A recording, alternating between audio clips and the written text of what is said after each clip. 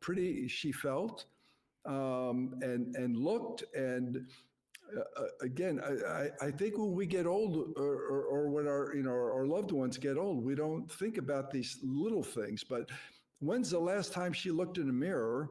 I have no idea. When's the last time she looked in the mirror and liked what she saw? Again, no idea. But boy, she loved what she saw that day. And so every morning before we went to breakfast, I would park her in front of that mirror and say, "Who's that pretty girl?" And it was great. And so that made me feel really good to make her feel good. Wow, that's wonderful. And you can tell, like, as you talk about it, you like doing it. Oh You, yeah. Oh yeah, yeah. I yeah. mean, if you could put, I mean, caregiving is a very difficult, especially if you're doing the 24/7. So mentally, emotionally, and physically, it takes a toll.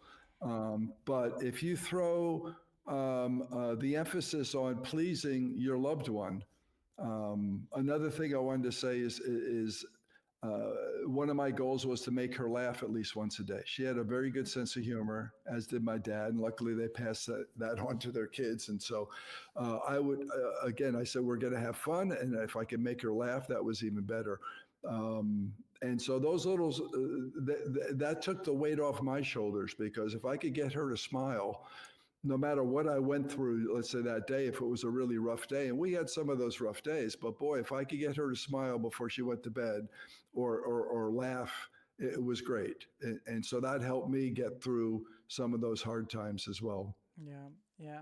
I mean, I know a lot of people, they just think about the old as the old, and they're not part of society. They're just there to die. They're unimportant. They're all just throw them into the retirement home. Nobody cares about them. And well, I have a very different vision of the old. I keep saying the old, but you mean like the older people, because like I grew up with my grandparents, right? Yeah. And I always appreciated so much the stability they provided me, the wisdom that they provided me, and for that same reason, I always like, whoa, like there's something of value on people who are way older than me, like they're Yeah. just.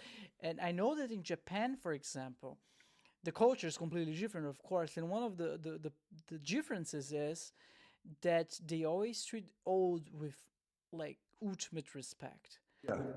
It's they have like I don't know, Bruno san, Mark san, and then for the old, I think they have something. I don't know. I'm not Japanese, but they have the ultimate respect for the old. For and I feel like here in the West it's a little bit the opposite. Yeah. Would you Oh say yeah. so? Yeah. Yeah.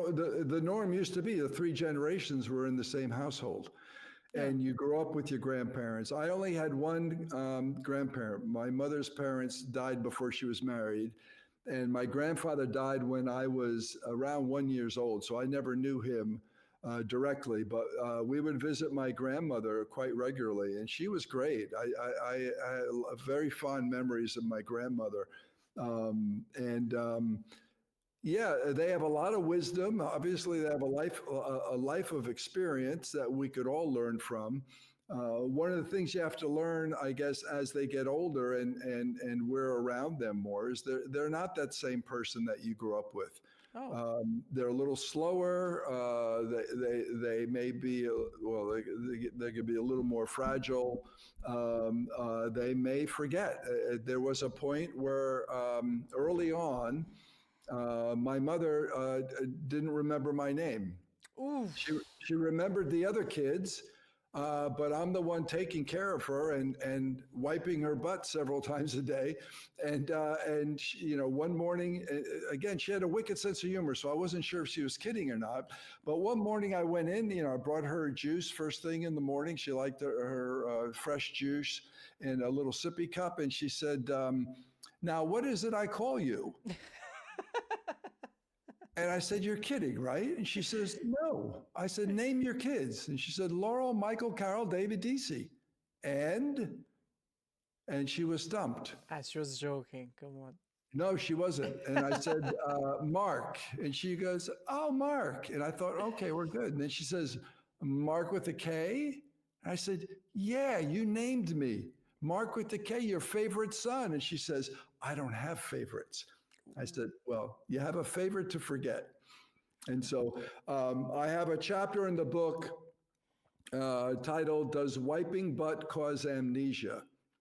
And since I was the one doing all that, and I'm the only one she forgot, I have proof that, in fact, it does. So be careful, people. Oh man, I love the sense of humor. Mark, I mean, we were talking about your mom, but I haven't asked yet. What's her name? Genevieve Mary Brennan was her maiden name. She was Irish. Her dad was Irish. Her mother actually was French. And so she married an Italian. So the Italians and the Irish lived fairly close in New York. And so it wasn't unusual for those two people to pair up. And so, but you know, we're all immigrants. So I'm French, Irish, Italian, and German. And yeah, so it was a nice combination. Genevieve. All right. I need to ask you, why did you think you felt so compelled to take care of her at this later stage? Well, you know, it's funny. So when you write a book, you really have to go back and you really discover a lot about yourself. Again, I had a really good relationship with her, but also she and my dad were married for a long time until he passed, and they had at times a rocky marriage. They were Catholic and stubborn, and so divorce really wasn't in the cards. But there were some tough times, and so I was the youngest son.